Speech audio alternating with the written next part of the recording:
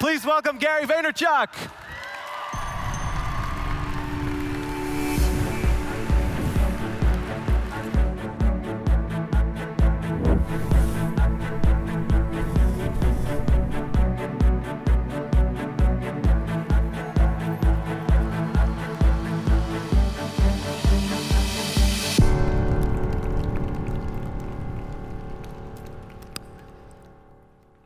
Good evening, Inbound. How are you? I'm super excited to be here. So excited. Can we hear it one more time for that? That was fucking remarkable. Good shit.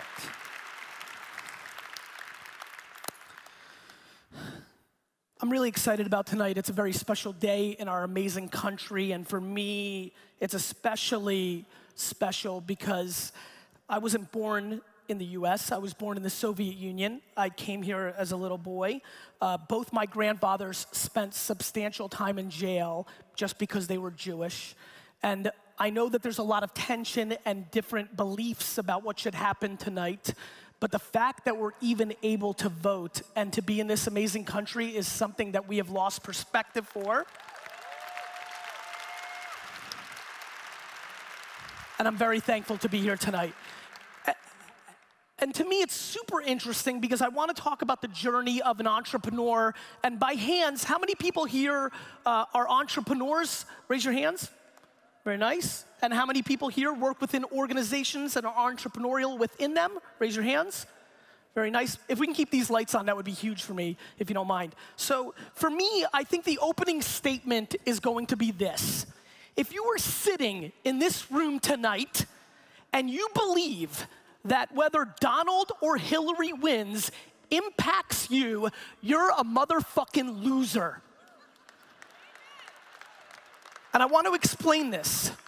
We are so lucky to be here in this playing ground where the impact of the president only has so much impact on you because the reality is we are dramatically, and I mean dramatically, more in control of our lives than the media pounds down our throats. And so I hope if anything, whether you're 16 or 97 and you leave here tonight, you understand how unbelievable our opportunity is to play in this ecosystem. What I want to talk about tonight is a couple of things. One, we are living through the greatest era of communication change that we've lived through since the printing press. And regardless of what you do in here, it is going to impact you tremendously over the next decade because it's already impacted so much over the last decade. And so for me, that is a very important thing. But before I go into the tactics that I want to bring to everybody so you bring home something tangible, I want to start with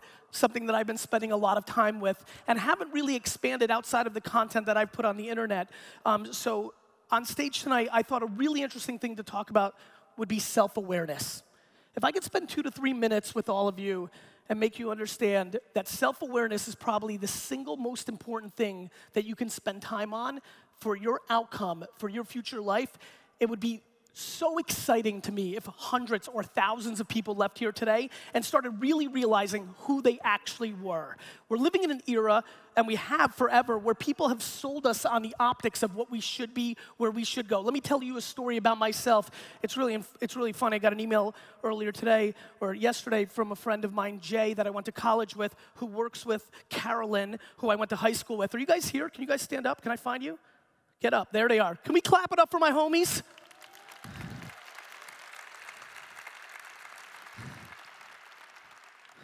What's funny is both of them know how bad of a student I really was.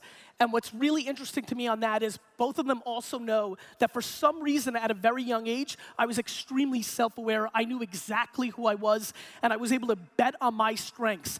I think that when I think back to my life and the story of my life and what I really want to impose on others to be able to navigate through is I was lucky enough to have a mother who instilled so much self-esteem into my body, I was able to navigate through the universe of not worrying about what everybody else thought about me.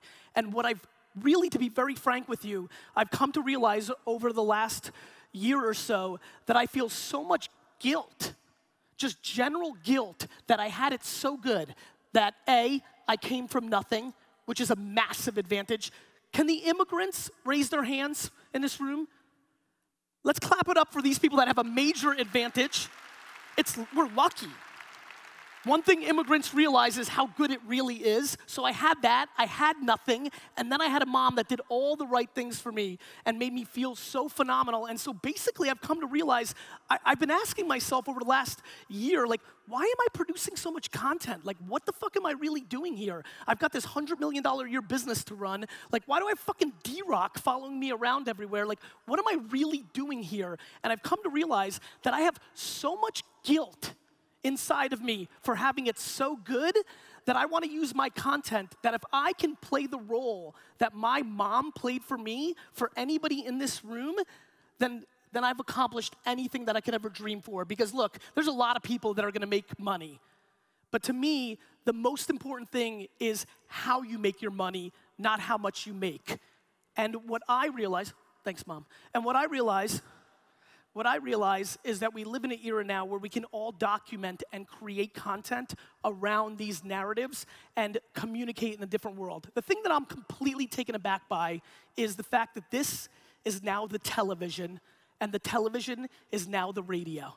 And it's the late 40s and early 50s, and the people in this room that understand that, and understand that Snapchat and YouTube and Facebook and Instagram are ABC, NBC, ESPN, and MTV. And you like that? It's a good one, right? But I'm not done yet. You fucked me up. All right. And that the businesses and individuals in this room that realize how to make MASH or Seinfeld or the best shows on those platforms will win.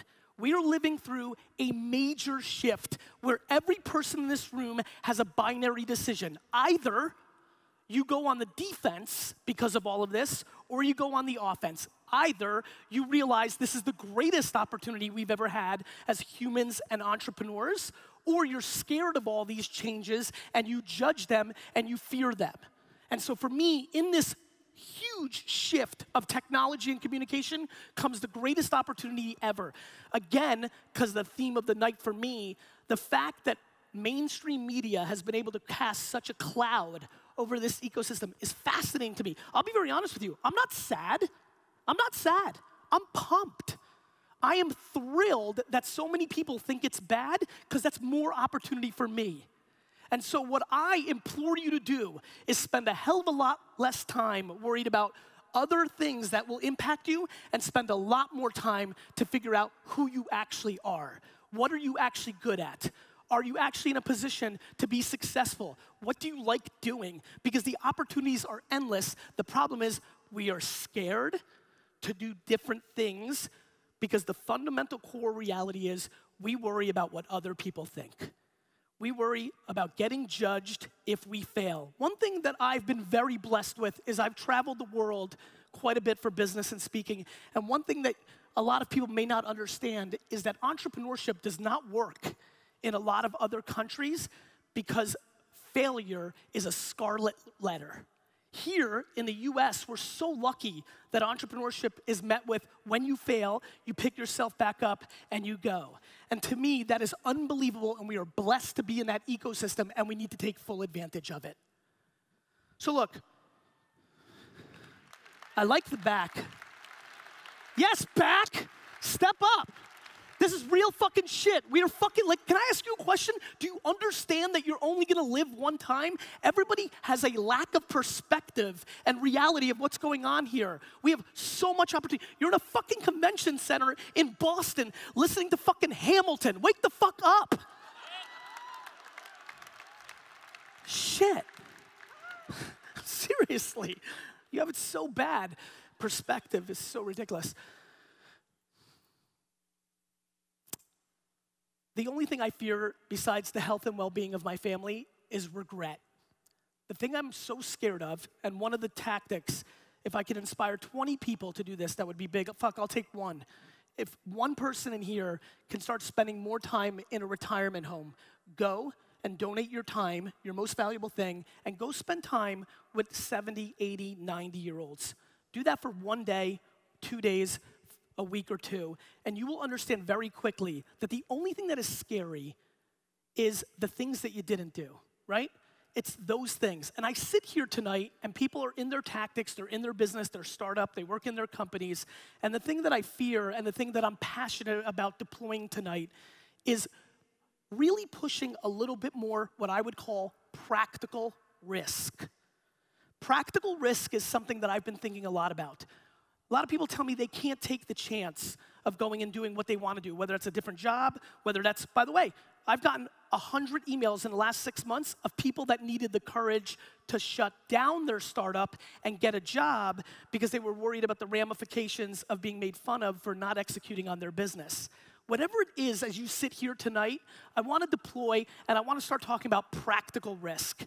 And what practical risk means to me is the thing that I did not understand until I started getting thousands of emails a year from individuals is we're fucking fancy.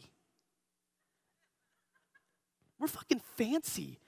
It's not that you can't, it's that you're not willing to give up dumb shit for a better life. You're not willing to go backwards. You're not willing to make yourself dramatically happier to move out of your home and downsize and go into a different neighborhood. You're not willing to go backwards. That to me is fascinating. The fact that things, whether home, car, watch, clothes, going out, is holding people back from a substantially happier life is fascinating to me and something that we need to debate. Because at the end of the day, that one at bat is all we've got. And so if I can absolutely push you one tangible item, I see some people have pads and pens, and I'm fascinated by that. Go, ready? Go to a fucking F-U-C-K-I-N-G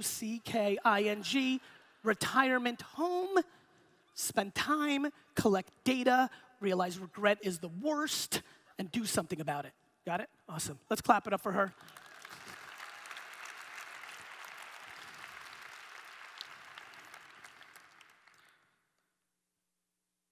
I really want to talk about the phone and Facebook and Instagram and Snapchat because it's a place I come from and I want to get a little bit away from the heady shit right now and get a little bit back into practicality.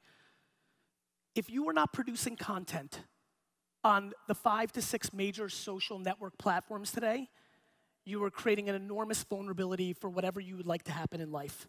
The person you want elected, getting money for your kid's charity, selling shit. Communication has shifted forever, and these platforms really, really matter. The problem is, even at a conference like this, where there is so much marketing skill, I am flabbergasted by the lack of practitionership in the actual creative ability and paid media amplification of creative to make a business action. I, for a lot of you that don't know, built my family's liquor business really on the back of Google AdWords. Google AdWords came out. I bought the word wine for 5 cents a clip. And even though I was doing direct mail and doing local television and billboards, I get a lot of accolades in this ecosystem from building my dad's liquor store from a $3 to a $60 million business. But the truth is, I stand here tonight and admit to you, not excitingly, that it should have been $150 million. Because if I actually understood how unbelievable the arbitrage was on Google AdWords, I would have spent a lot more money on it and grew my business much more. But I was too patient, I did well, not enough, I did not go all in, and I built a nice business, but in reality, I left a lot on the floor. Tonight, as we sit here tonight, the #1 arbitrage in marketing in the world, and I don't give a shit if you do B2B. How many people in B2B? Raise your hands. I know you fuckers. How many people in B2C? So even better. This is why I do this. It allows me to go in a certain direction. B2B clients for me at Vayner and the startups that I'm involved with are doing even better than B2C clients on social, specifically Facebook, because there's one amazing thing about B2B. We, and I'm in it now with VaynerMedia, we know the name of the customer. We know the businesses we want. We even know the decision maker we want. The problem is we suck. We get real lazy and we send bulk fucking emails on linked fucking in. Can we make a pledge tonight? Actually, you know what? Let's do this. If you're willing to pledge to no more bulk email, horseshit, spec email on LinkedIn, stand up so I can clap for you personally. Make a pledge. Let's wait. Get up. More. Fuck this bulk email shit. Don't sit back down, dude, with the beard. Get the fuck back up. I see you. I'm talking to you. Yeah, you. There we go. No. Let's clap it up for this pledge. No more. Enough. Thank you. Guys, best part is the shit doesn't work. How many people here have done email marketing in their career? Raise your hands. Are you looking for your seat? Hey, you looking for your seat? Got it, okay. How many people here have done email marketing in their careers? I'm just curious. In 1997, I had a 200,000 person email newsletter for Wine Library and WineLibrary.com that had 91.3% open rates. Not because I was a hero, but because email marketing hadn't existed yet. The thing that I'm most fascinated by is that I know as a marketer, and I'm a marketer, as a marketer, the number one thing, the thing that I know more than the sun will come up tomorrow, is that marketers ruin everything. It's what we do. When I saw that little fucking ghost, I'm gonna fuck up that ghost. I got you, Snapchat. I'm gonna ruin the shit out of this platform. You show me attention, and I'll show you a place that I wanna sell. And that's how it gets changed.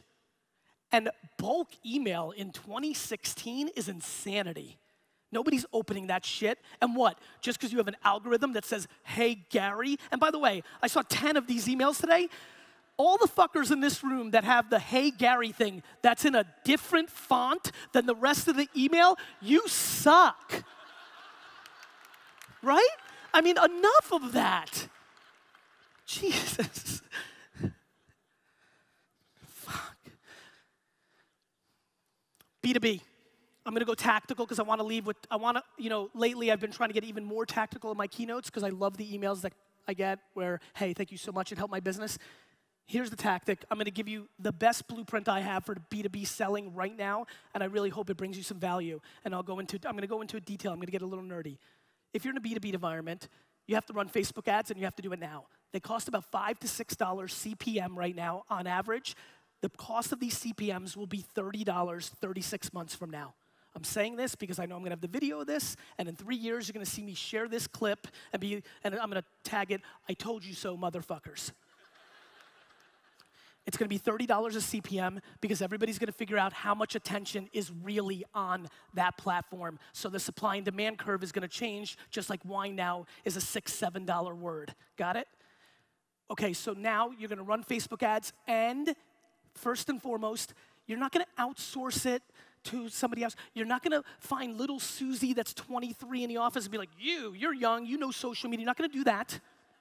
You're gonna actually spend 10 hours and read and watch videos. It's crazy, you can learn anything. So many people are like, Gary, but I don't know how to use the Instagram product. I'm like, I get it. You go to Google and you search it, fuckface, okay? That's what you do.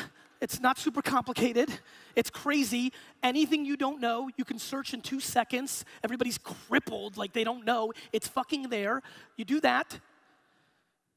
And so here, you become a practitioner. You actually deploy the Facebook ads yourself so you have some ability and knowledge so somebody can't hose you. You need to be the person that knows it the best. You then target. There's a way to target employees of. One more time, B2B, raise your hands. You guys know who you're going after. I want you to target the employees of that company. One by one, the employees. Now, you take a step back. Now you know you're targeting 15, 17, 22 different businesses. If you want to get really crazy, you target them one by one and you make videos or pictures just for that company. But if you want scale, you can put them all in a bucket. And now you're gonna make a video or a picture, a billboard or print ad or a television commercial. And you're gonna make it, and what you're gonna do is you're gonna make the creative start with, does your CFO know? Does your CTO know? Does your CIO know? You know exactly who in that organization in that organization is the person that needs to see that content. And you're gonna start the video or your picture with that statement, and I promise you, for hundreds of dollars, depending on the size of your business, sometimes for thousands of dollars, that person is gonna get 12 to 25 to 100 people forwarding them that piece of content, and that piece of content will be the gateway drug to your sales team to convert and close. It works every time. That's it, right? I can talk about, you like that, right? It's practical, black and white. You got it? Right. I can talk about one life and all that shit, but that's fucking up in the clouds, right? That's like, who gives a fuck, right? Yeah, I care. Okay, that's one, good. Next, 2, the single best arbitrage in marketing, and I wanna take a step back.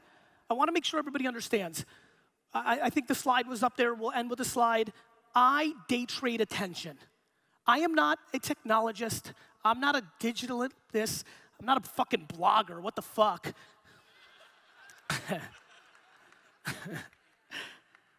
I'm somebody who's obsessed with attention. From when I was 6 years old, and instead of standing behind the lemonade stands, I would sit and watch cars drive by and figure out where to put the signs. I was sick, you know? To now. So I stand here and actually say, if you have the money, I would say HubSpot, if I ran the marketing, the #1 thing that I would do is run a Super Bowl commercial. I stand here today as a marketer that trades attention, and I believe that the #1 deal in marketing today is actually a Super Bowl commercial. It's $6 million, but the entire country, whether they watch it on YouTube or during the game, will know exactly what you're up to. Now, most people fuck it up because they try to make some funny video for 30 seconds and then we forget. But that is, to me, the #1 play. The #2 play in the world is Facebook video, because I believe that Facebook video, not confined to 30 seconds, has the ability to build enormous awareness. VaynerMedia had a very special thing happen last week. I don't know if any of you guys caught this, but when the Cubs won the World Series, we ran. Who's from Chicago? Finally, right? Fuck, 108. When the Cubs won the World Series, we ran an ad after the World Series. First it was Nike, then it was us, and we brought back Harry Carey from a classic 1984 commercial, and that went big, and everybody said we were geniuses, and I got a lot of emails that night, and it was super awesome, and I replied to everyone saying, wait until tomorrow. What tomorrow was the next day, we deployed a 2-minute plus video where Harry Carey, we took 30 years of him calling games and chopped it up and had him, over a 2-minute video, call the final out of the Cubs winning the World Series. That video has 30 million plus views at this point and has drove a lot more incremental growth and awareness and B2B activity for the brand than the commercial did. Though the commercial media, like buying the commercial and making sure you all saw it, cost multiples, 20, 30 times more expensive than what we deployed in a Facebook environment. This is what's happening.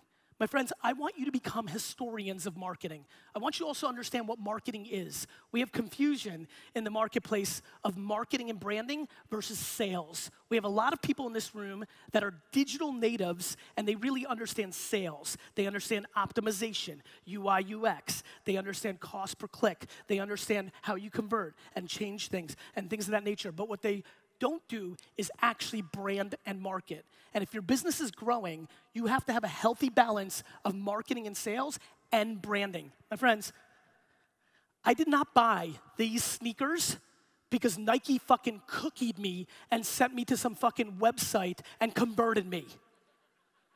I bought it because of brand. And there's a lot of people here that are mixing it up. And the reason Facebook is so special is it's the first platform that I've seen that does marketing and brand and sales in one place with underpriced attention. If you grew up in Google like I did, there was no brand there. We all had blue letters, and brand was eliminated. So if I had one plea for the collective room tonight from a marketing and branding and business standpoint, it is that we have to understand the following. And this is tough for the digital landscape, but very easy for the Madison Avenue landscape. Creative is the variable. Creative is the variable of success. The one thing that we all trade on in this room, no matter how and what you do, whether you're B2B or B2C, whether you sell sneakers or wine or books or your services, no matter what, we are all tied to attention. We are all battling for your attention. But once you have my attention, that creative is the variable. If your video sucks shit, I can give you 9,000 ideas on Facebook, you will lose.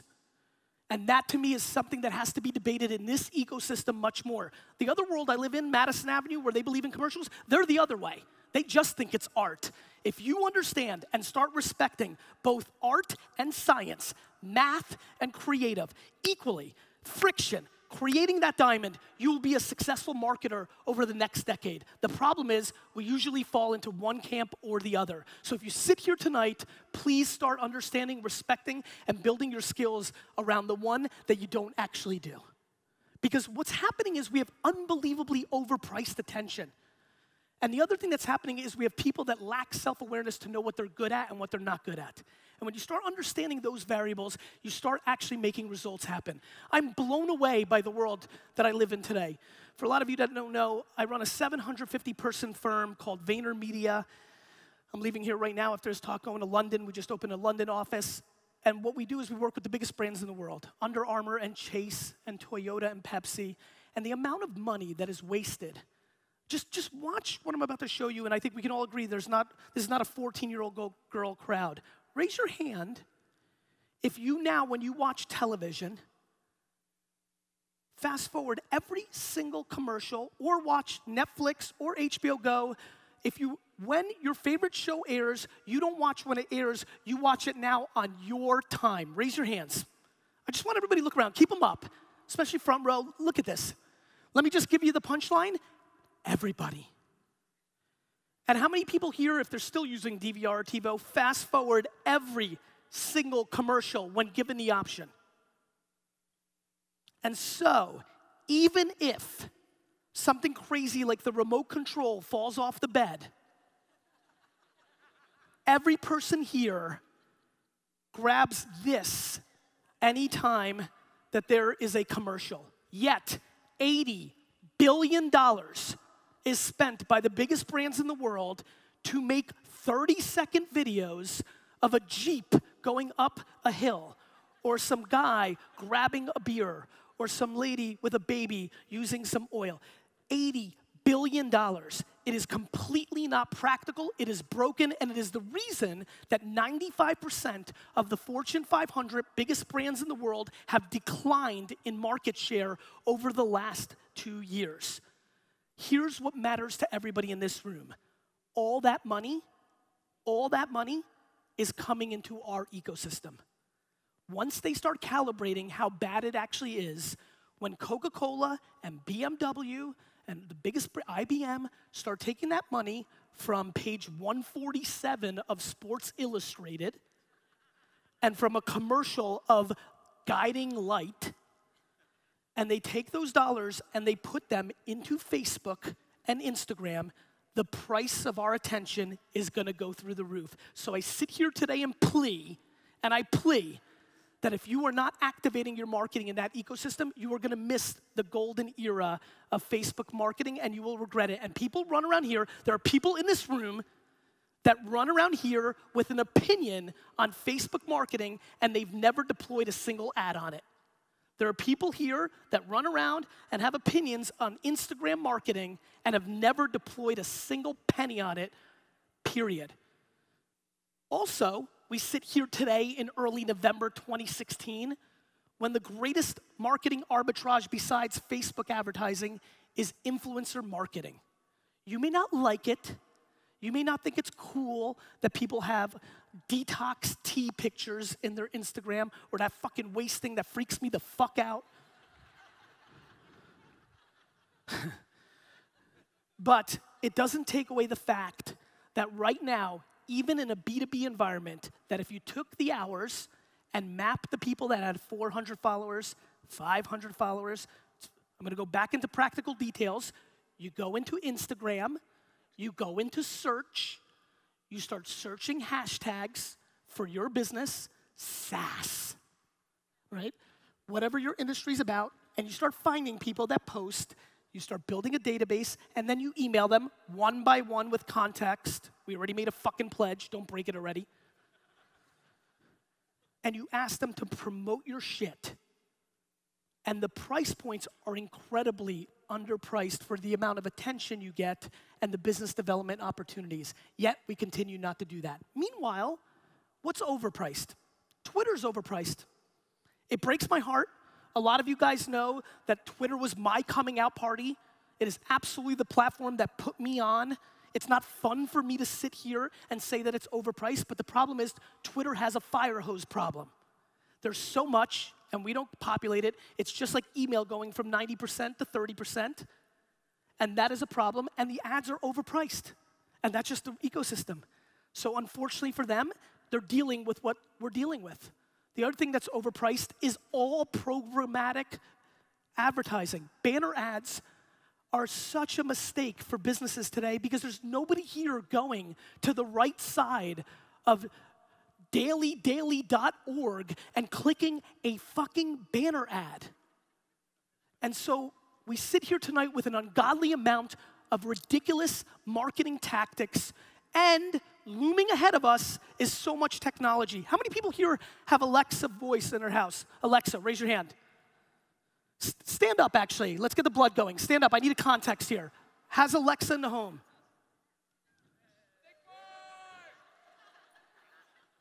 Yes, I know you're on the screen. You're pumped, right? It's fucking awesome, right? Get up here with me.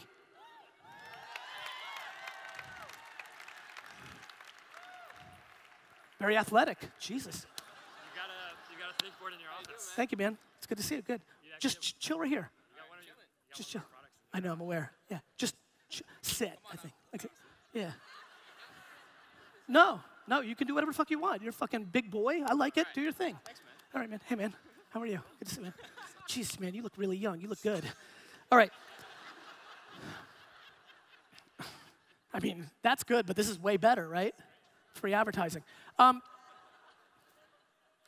When you start thinking about Alexa and all these other things, one of the things that my career has been completely predicated on is the fact that I am willing to take chances on things that aren't mainstream yet, because I understand that if I go after social code, and if I go after Vine, and if I go after Micmac, and if I go after Yak, and if I go after all these things, that I only need one of those 7 to actually hit, Snapchat, Instagram, to win that bet. We have enormous fear in this room to, I have to wait, or let's wait till it's big, or what if I waste my time? Awkward, right? Yeah, super awkward. You can leave if you want, but you can chill too. Got it. Will I waste my time on these platforms, right? Will I waste my time on these platforms if it doesn't become big? And so one of the other themes that I really wanted to leave here with tonight, knowing the demo of this room, is we have to have a lot more risk tolerance on new platforms. If you're not playing, back to details, and I know you're taking notes, if you're not playing with Marco Polo and After School and House Party, then you're not there potentially at the platforms that can become the next things at the top of our tongue. How many people here, let's be really honest. Let's be really, really, really honest with ourselves inbound. Please raise your hand if this is true. How many people in this room, and I want everybody to look around, said 2.5 years ago, 3 years ago, maybe even a year ago, that they would never be on Snapchat, that was stupid, and now have a Snapchat account? Raise your hands. Raise it high, higher. This is where all the action is. This is where all the action is. This is the opportunity in this room. But we continue to downplay. We continue to downplay the upside because we fear the risk of being on there and wasting time. If you have not achieved what you want to professionally or in life, time is the #1 thing you've got. You need to deploy as much of that as humanly possible. That is the asset. When you have not achieved the things that you want to happen in life, and it is because of time that you haven't wanted to put into these platforms or worlds, that is a massive mistake. It's the one asset you have. Not everybody in this room has money. It's true. You agree, right? So are you gonna work your fucking face off? Thank you. It's the one thing we have. It's the one thing we have because everybody wants to come up with excuses. I spend my life reading excuses on social media and my inbox. I'm this, I wasn't born that way, I wasn't born here, this, I'm a female, I'm an immigrant, I'm a minority, I'm a transgender. Excuses. Reality. By the way, I truly believe those are disadvantages. I'm not naive to the shortcomings of this country. The problem is, nobody cares. The market doesn't care. So we sit and we dwell, and that's what do you think we've been doing for the last month? And what we're gonna do tomorrow morning, we're gonna dwell and complain, and that's utter defense, instead of going on the offense. And so we spend unbelievable amounts of time dwelling and wasting our time on dumb shit. Like, people literally email me and say, you're so lucky, and I wish this was happening to me. And then the third tweet or the third Instagram post is, awesome Saturday, stayed home and watched an entire season of fucking Game of Thrones. We need to start understanding how big this opportunity is, because for everybody in this room, you will sit back in 20, 30 years and regret if you didn't execute in this era. And by the way, I don't want to hear that this is for 20 and 30-year-olds. 40, 50, 60, 70. It's an equal playing field if you're willing to be a practitioner and understand the ecosystem that I've been speaking about tonight. There's never been a better time. Look, it's very obvious. These kind of characters, there was no respect for 20-year-olds in the business world 20 years ago when I came out. But now, because of technology, there's a lot of organizations that absolutely respect 20 and 30-year-olds. Also, what is happening is I'm spending so much time with 40 to 60-year-old executives who are dwelling and are upset and tell me dumb shit like, but Gary, I didn't grow up with this shit. Neither did I, Alice. I was 20 before I even was on a computer. I didn't grow up with this shit. I figured it out. And so I sit there and see completely capable operators that have made it happen for the last 20, 30 years being crippled by, I don't understand how Snapchat works. It's so confusing. We're just filled with excuses. We are. People are just losing their hunger. And then, by the way, let me get really mad for 2 seconds with my fancy rich friends. The thing that I'm completely blown away by, that I had no idea was going on in capitalism and meritocracy, is once you get rich, you actually try to spend your dollars to create laws that allow you not to work and still hold on to your money. 100%, right? I mean, I'm blown away by this. You were benefited because in your 20s to 60, for 40 years, you grinded and out-executed somebody, and you were able to make lots of money. But now that you're tired, and you're finished, and you're older, and don't want to put in the work, you don't want the next young buck to come along and eat your lunch. That's not how capitalism works. It's true. It's just not. And so we have all these trends, and we have the great fortune of living in an era where things have been really good for a very long time. And so I walk around the world, and I told my wife, Lizzie, I'm like, Lizzie, listen to me. I don't care, clearly, because I was such a shit student, what the kids do at school, but please, they can't be in programs where we give away 7th place trophies. I have no idea who wins the election tonight, but we need to fucking ban 7th place trophies in America. And so we have all these macro situations going on, and not to mention, for a lot of people here under 30, you haven't been in the game during an economic downturn because things have been very cushy for the last 7 years, where if you're 23 years old and you have an idea, your company's miraculously worth $4 million. And so we're living in a very intriguing time, and I think that the passion and the angst and the energy that I bring tonight are predicated on a couple of tried and true things. Number one, if you're not making long-term decisions, you will be vulnerable. The market's changing very quickly, and anybody who's looking for short-term stuff gets short-term stuff and then gets hurt in the long term. Things like Airbnb. Guys, Airbnb shouldn't have been invented by Brian and Joe. Airbnb should have been invented by Marriott, but Marriott is looking short-term and isn't creating business models to put themselves out of business. Uber should have not been created by Garrett and they should have not been created by Garrett and Travis. They should have been created by the guy or girl that owned the most medallions in New York City, or by Greyhound.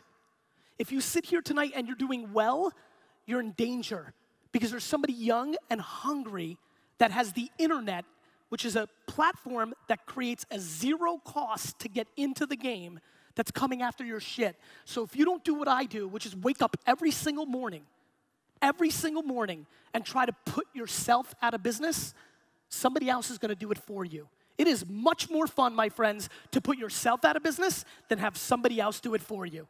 And so please, if you're cushy, who's cushy? Raise your hand if shit's going real well. Jesus Christ. 3 people raised their hand. I think you need to shut down this fucking, you're doing good? Awesome, man. What was that? I was like, you doing good? You're like, yeah, we're doing okay. All right, yeah, always. So, you've got to understand the only thing that's interesting to me and the only thing I always say that basically my career is predicated much more similar to Mariano Rivera than anything else that I can think of. If you're a baseball fan, he was a very good closer for the New York Yankees where basically his entire career was predicated on one pitch. He had one pitch for 17 years and nobody could hit it. And that's basically my business career. I've got one pitch, which is the following. I know what you're gonna do before you know you're gonna do it. It's the thing that I was gifted with, just like if you can sing, just like you can shoot. I've always had the intuition. I was made fun of, and aggressively made fun of, for launching a website in 1996, because just like people sit here and think that Vine or Snapchat is a fad, there's people in this room that remember where the whole internet was a fad. But I bet on it. And I built a big business. And then I was made fun of because this thing called YouTube came out. And I took a chance on that because I thought it was going to be big and started a wine show and sat in front of a camera and drank 4 bottles of wine for 20 minutes and hundreds of thousands of people watched it. And then that worked. And then Twitter worked. And then I invested in Twitter and Facebook and things of that nature. But I had so many losses along the way. One thing that's never talked about with my genius career was that I was on YouTube super early, but I left 6 months in and started producing Wine Library TV exclusively on Vidler. I was wrong. One thing that's not talked about is that I thought that the biggest startup in the world in 2010 was gonna be Yobongo. I was wrong. And I continue to be interested in being wrong for the rest of my life because I am a purebred entrepreneur, because I'm not scared of trying things and wasting my valuable time because I want things. And most of all, and this is the most of all of the whole thing, I just genuinely don't give a fuck about what you think about me.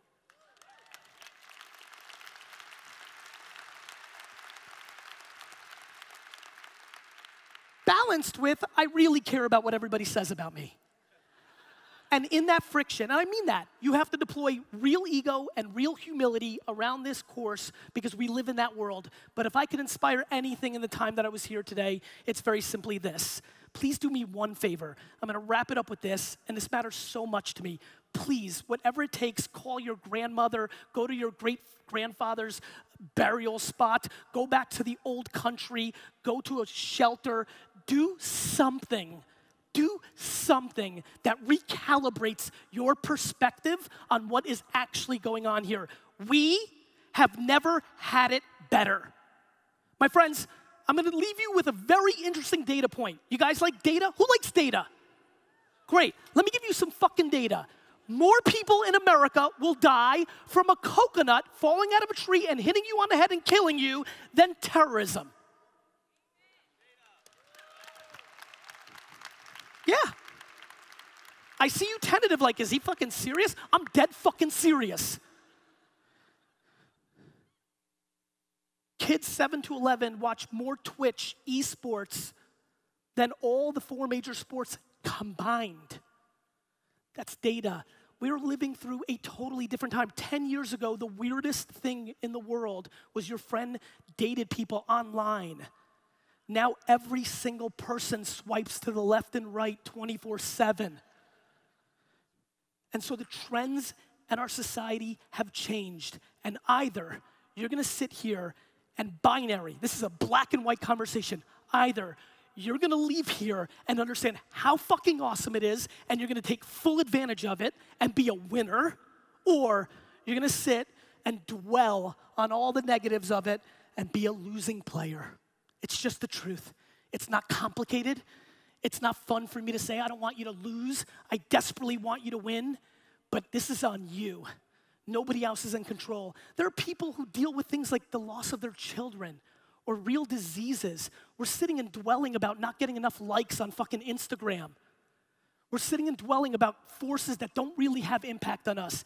It is time that this collective room and our space understands this is the greatest golden era of not only business, but life, and you really, and I mean really, need to fucking grab it. Thank you. Thank you.